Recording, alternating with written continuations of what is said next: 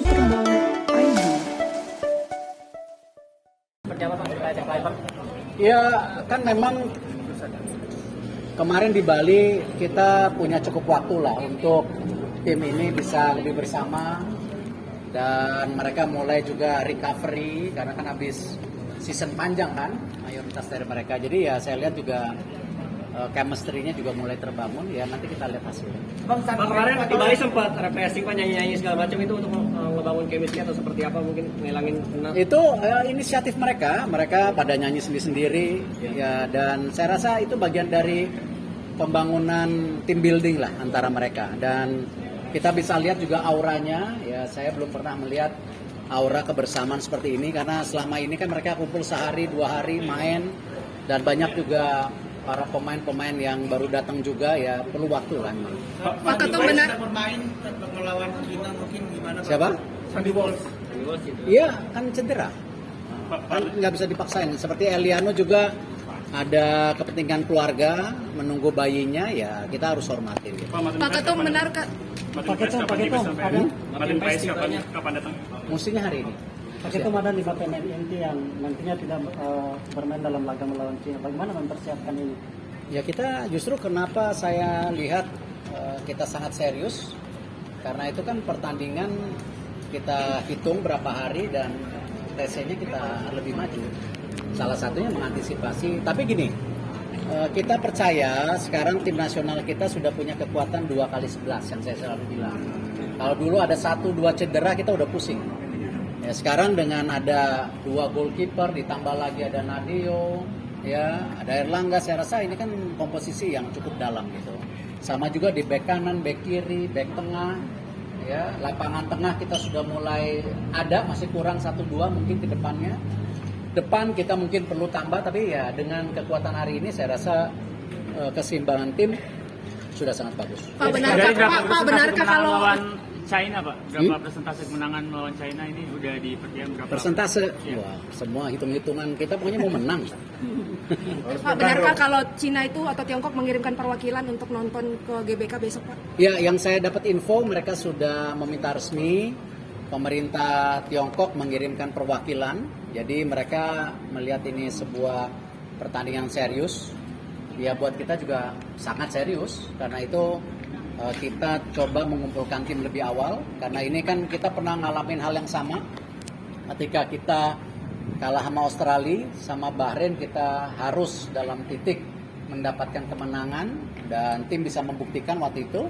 Nah hari ini di titik yang sama juga kita harus mendapatkan poin penuh, kalau tidak ya harapan untuk kita ke playoff semakin berat gitu. Jadi ya ini benar-benar sepak bola rupanya sekarang jadi martabat semua bangsa ya. Jadi sampai pemerintah Cinanya udah ngirim perwakilan juga. Jadi ya kita juga melihat ini sebuah keseriusan yang kita juga benar-benar harus menjaga bagaimana tim ini bisa performance terbaik gitu. Ya, Pak, sedikit Pak tentang kapten kita hari ini berulang tahun Pak. Mungkin ada perayaan dari teman-teman Pak. Oh, itu silakan tim aja. Pak Erik, terkait asisten pelatih lokal yang kemarin sempat di itu belum hadir, apakah gagal lolos masuk atau gimana Pak Erik? Ya masih seleksi, sama kalau ditanya direktur teknik masih nyari, ya kan saya nggak mau bohong, ya kan. Ngapain juga kita buru-buru, ternyata salah pilih orang. Ya, tapi kan kita sudah mulai bangun.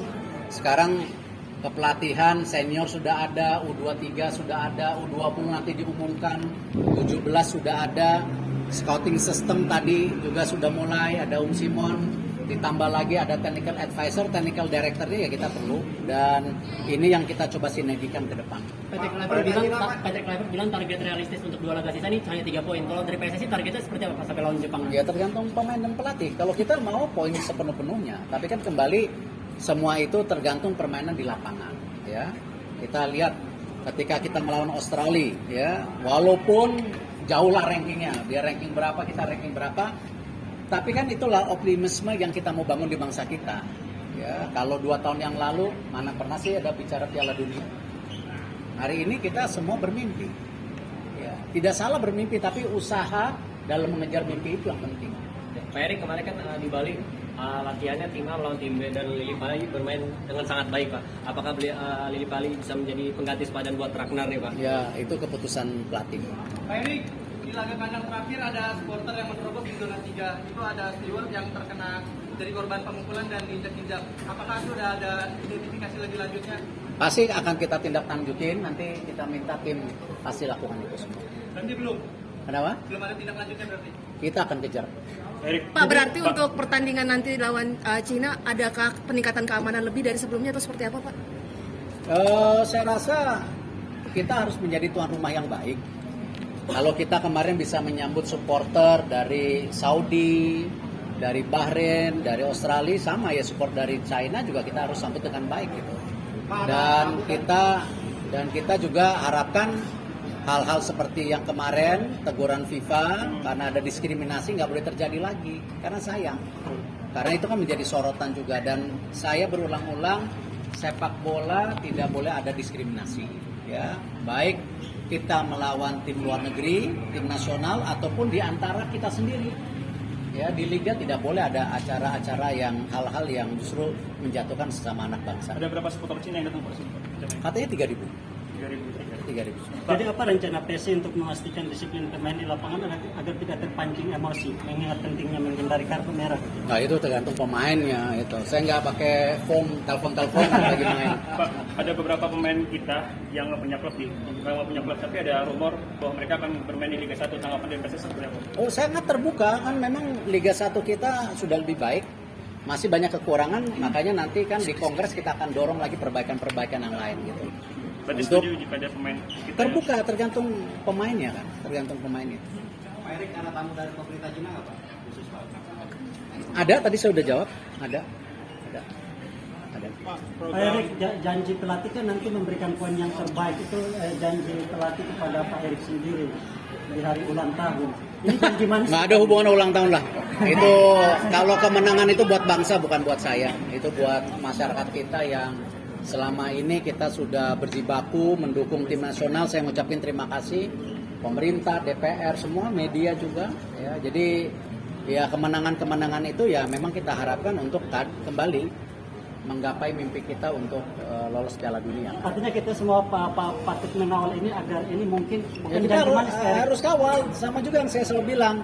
Jangan juga kita sama-sama tadi dengan situasi-situasi yang krusial ini berapa hari ke depan, ya kita juga mengganggu ya konsentrasi mereka. Itu yang kita harapkan. Pak, laporan dari PT Oliver atau Pak Erik terkait beberapa pemain baru seperti apa? Kayak GBK, Milipali. Sangat memuaskan. Itu ya memang yang kita harapkan ada persaingan di antara pemain gitu. Tidak ada yang di zona aman dan lain-lain.